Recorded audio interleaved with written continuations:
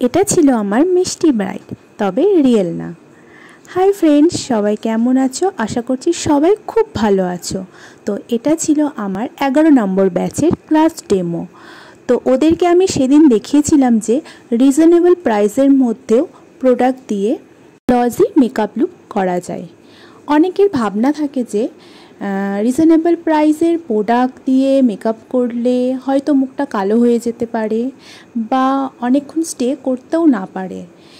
এটাই আমি সেদিনকে ওদের দেখিয়েছি। রিজনেবল প্রাইসের প্রোডাক্ট মানেই যে সেটা অনেকক্ষণ স্টে করবে না এমনটা নয়, এটা পুরোই ভুল ধারণা। কিছুটা যেমন মেকআপের ওপরেও নির্ভর করে, কিছুটা হাতের কাজের ওপরেও নির্ভর করে।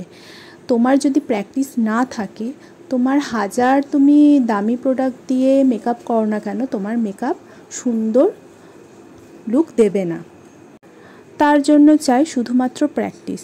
আমি আমার সকল স্টুডেন্টকে এই এক কথাই বলে যাই যে প্র্যাকটিস করো, যত প্র্যাকটিস করবে তত হাতের কাজ ভালো হবে।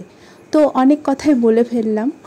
তো আজকে যাকে মডেল হিসাবে দেখছো তাকে সবাই অবশ্যই চেনো, ও হচ্ছে আমারই স্টুডেন্ট।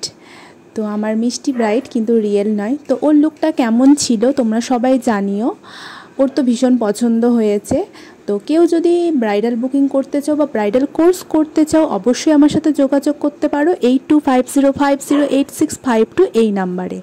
আর কেউ ব্রাইডাল বুকিং বা পার্টি মেকআপের জন্যও বুকিং করতে পারো। লো থেকে হাই সব রকম বাজেটের বুকিং নেওয়া হয়। Thank you.